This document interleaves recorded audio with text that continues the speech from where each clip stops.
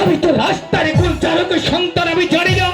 আমি শুধু এটুকুই বলতে চাই, আমি তো একজন মানুষ। হয়তো আমার রাস্তায় জন্ম হয়েছে, কে আমার বাবা কে আমার মা আমি কোনোদিন বুঝতে চাই নাই, বুঝতে দেইনি। আমি শুধু জানি আপনি আমার বাবা আর ওই হচ্ছে আমার মা। হে বাবা হে, আমি কেন এখানে পড়ে রয়েছি জানে? আপনারা হয়তো জানেন না, আমি অনেক আগে এই পৃথিবী থেকে অনেক দূরে চলে যেতাম বাবা। আমার সেই লোকের চোখে যদি এক ফোঁটা জল দেখি, মনে হয় আমার জীবনটাই চলে যাবে।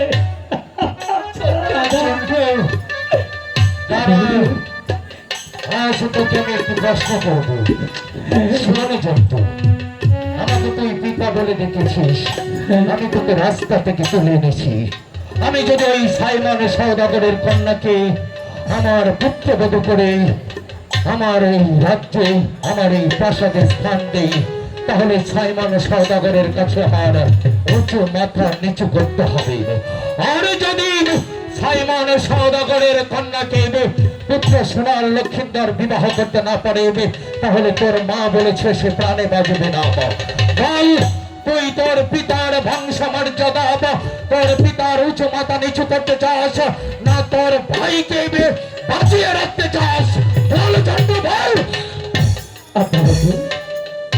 জীবনে কোনোদিন আপনার কাছে কিছু চাই, আমি কিছু চাই না বাবুজু। শুধু একটিবার আপনি আমাকে একটি দায়িত্ব দিন। যদি আপনার দায়িত্ব আমি অক্ষর অক্ষরে পালন করতে না পারি, তাহলে কোনোদিন আমি আপনার সম্মুখে আসবো না।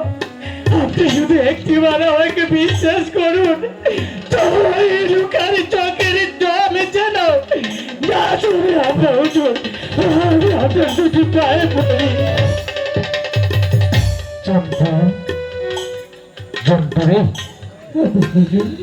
তুই আমার বংশ মর্যাদা আর আমার উঁচু মাত্রা নিচু হওয়ার চাইতে আমার সন্তানকে বেশি ভালোবাসিস, তাই তো? কিন্তু কথাটা মুখ মতো বলতে পারছিস না। তোরে জন্তু, সন্তান হারানোর ব্যথা যে কত কঠিন, কত ভয়ঙ্কর, তা আমি জানি, তোর মা জানে। আমি আমার ছয়টি মানিককে হারিয়ে কাঁদতে কাঁদতে পাগল হয়ে গিয়েছিলাম। তোর মায়ের চোখ থেকে জল গড়ে পড়তো, আমি তোর মায়ের মুখে হাসি দেখতে পাইনি। শুধু লক্ষিন্দরের মুখ বানিয়েছে, তোর মায়ের মুখে আমি হাসি দিকেছি। লক্ষিন্দরের মুখের দিকে তাকালে আমার এই ভাঙা হৃদয়টা জুড়ে যায় রে। আজ সেই সন্তানের জন্য তুই আমার পায়ে পড়ে কান্নাকাটি করছিস। রাস্তা থেকে তুলে এনে তোকে আমি সন্তান বলেছিলাম, আজ চাঁদ সওদাগর তার সুরে চিৎকার করে বলেছে কার তুই সন্তান, সোনার লক্ষ্মীন্দর। আমি তোকে কথা দিচ্ছি, ওই বেহুলার সাথেই আমার পুত্র সোনার লক্ষ্মীন্দরের বিবাহ হবে। আমি তোদের কথা মতো আজই ঘটক পাঠিয়ে দেব ঈশানীনগর সাইমন সওদাগরের বাড়িতে।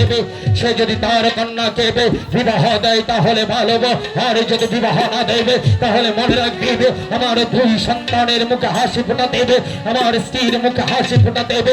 আমি প্রয়োজন দেবে ওই সাইমন সওদাগরের ছোট কন্যা মা বেহুলাকে জোর করে নিয়ে আসবো। তবু আমার পুত্রকে আমি কাঁদতে দেবো না, আমার পুত্র হাতে তুলে দেবো সাইমন সওদাগরের কন্যা ওই বেহুলাকে।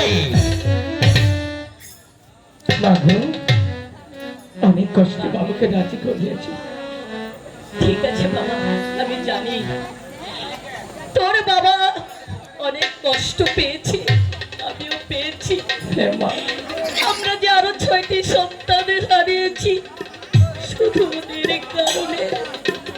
যাক, আজ সব ভুলে গেছি, একমাত্র তোদের মুখের দিকে চেয়ে আমাদের জীবনের সব ব্যথাটা ভুলেছি। মানে হ্যাঁ মা চল বাপি চলো চল ঠিক আছে চল নিতাই চল ঘটক মশাই কোথায় থাকেন আপনি? হ্যাঁ? নমস্কার। নমস্কার। শুনুন, আপনাকে একটি কাজ করে দিতে হবে। কি কাজ বলুন? আমার পুত্র লক্ষিন্দর দেখতে দেখতে বেশ বড় হয়ে উঠেছে, হ্যাঁ। তাই তাকে আমি বিবাহ দেব। আমি মনস্থির করেছি পুত্র সোনার লক্ষিন্দরকে আমি বিবাহ দেব। আগে বলুন। কি বলবো? আচ্ছা, বিবাহ দিলেন, হ্যাঁ বিবাহ করাবেন। হ্যাঁ হ্যাঁ পাশে অবশ্যই আছে, হ্যাঁ। আছে। ঈশানীনগর ঘর। দাঁড়ান দাঁড়ান দাঁড়ান দাঁড়ান দাঁড়ান। আমার পুত্র লক্ষিন্দরের সাথে কি আপনার কোনো কথা হয়েছে? কিছু কিছু হয়ে তাই নাকি? শুনুন, তাহলে আর বিলম্ব না করে এই মুহূর্তে আপনি চলে যান ঈশানীনগর সাইমন সওদাগরের বাড়িতে। সাইমন সওদাগরের একমাত্র কন্যা মা বেহুলার সাথে আমার একমাত্র পুত্র সোনার লক্ষিন্দরের বিবাহের দিন তারিখ সব কিছু ধার্য করে আসবেন। কথাটা মনে থাকে যেন। আজ্ঞে। ঘটক মশাই, বলুন। এই কাজটা যদি করতে পারেন তাহলে আমি আপনাকে বহুত এনাম দেব।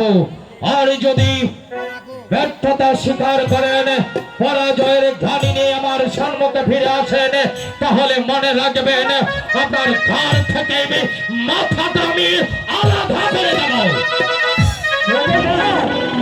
তুমি এই জনকে এই বিয়াটা মিলাই দাও। আমার যখন থাকে না না থাকে ও ভগবানই জানে। হরি হরি হরি বল।